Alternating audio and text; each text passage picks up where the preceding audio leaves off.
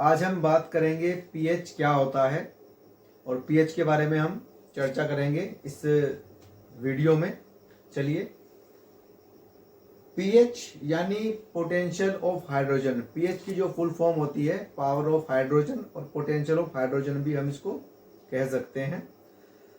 PH की परिभाषा जो होती है, पीएच की परिभाषा किसी भी विलयन में हाइड्रोजन आयंस की शक्ति को, क्षमता को या सांद्रता को हम पीएच कहते हैं। पीएच का जो सूत्र होता है, पीएच का जो फॉर्मूला होता है, pH is equal to minus log H positive होता है। किसी भी वस्तु, किसी भी चीज का हमें, यानी किसी भी लिक्विड का हमें अगर पीएच निकालना है तो इस सूत्र से हम पीएच निकाल सकते हैं। और इसकी जो नापने का जो स्केल होता है, उस स्केल की खोज सोरेनसन नामक व्यक्ति ने, एक वैज्ञानिक थे सोरेनसन नामक, उन्होंने इसकी खोज सन 1909 में की थी और उनको इस खोज करने पर नोबेल पुरस्कार से सम्मानित किया गया था। आइए हम इस स्केल को थोड़ा सा समझते हैं। इस स्केल में 0 से 14 का एक पैमाना होता है, जिसमें 7 न्यूट्रल होता है, उदासीन होता है। 7 से अगर हम ऊपर की तरफ यानी 14 की तरफ अगर हम बढ़ते हैं तो हम एल्कलाइनिटी बढ़ती है उसमें। और 7 से अगर हम नीचे की तरफ बढ़ते हैं, 7 से अगर 0 की तरफ हम बढ़ते हैं नीचे की तरफ, तो उसमें एसिडिक मात्रा बढ़ती है। जैसे 7 से अगर 6, 5, 4, 3, 2, 1 की तरफ हम आएंगे तो इसमें क्या होगा, H पॉजिटिव आयन की सांद्रता बढ़ेगी। विलयन में H पॉजिटिव आयन की सांद्रता बढ़ेगी तो वो एसिड हो जाएगा। ऐसे ही अगर OH निगेटिव आयंस की सांद्रता बढ़ेगी ऊपर की तरफ चलते हुए, OH निगेटिव की किसी भी मिश्रण में, किसी भी लिक्विड में OH निगेटिव की सांद्रता अगर बढ़ेगी तो वो एल्कलाइनिटी बढ़ेगी। यहां पर 7 जो न्यूट्रल है, न्यूट्रल जो 7 है, उसमें H पॉजिटिव और OH निगेटिव दोनों समान रूप में रहते हैं, इसलिए यह न्यूट्रल यानी कि उदासीन होता है।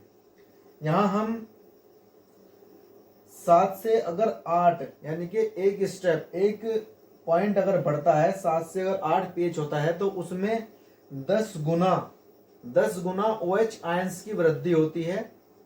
उसके बाद अगर हम 8 से 9 पे जाते हैं तो फिर अगेन 10 गुना OH निगेटिव आयंस की उसमें वृद्धि होगी। यानी अगर 9 का पीएच अगर हम देखें कितने ज्यादा पीएच की वृद्धि हुई है, तो 7 से 9 पे आने के लिए 100 गुना OH निगेटिव आयंस की उसमें वृद्धि होगी। ऐसे ही अगर हम 7 से 6 की तरफ आते हैं तो उसमें 10 गुना H पॉजिटिव आयंस की बढ़ोतरी होगी।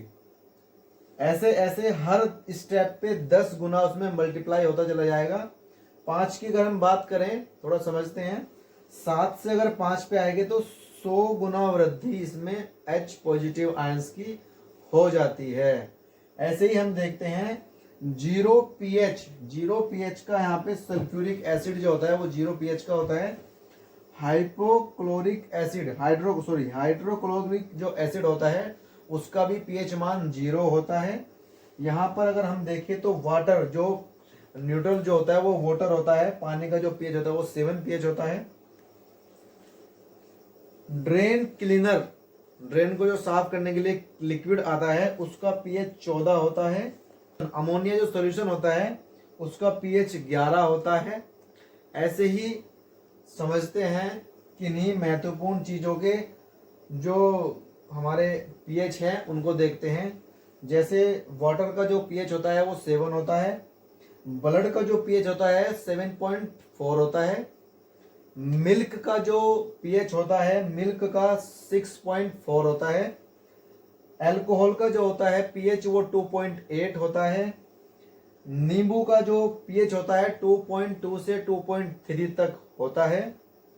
यूरिन, मानव यूरिन का जो पीएच होता है वो 6 पीएच होता है। सी वाटर, समुद्र के जल का जो पीएच होता है वो 8.4 होता है। रेन वाटर अगर 6 pH से नीचे रेन वाटर, रेन का पानी अगर होता है तो वो एसिडिक वर्षा कहलाती है, यानी कि एसिडिक पानी होता है।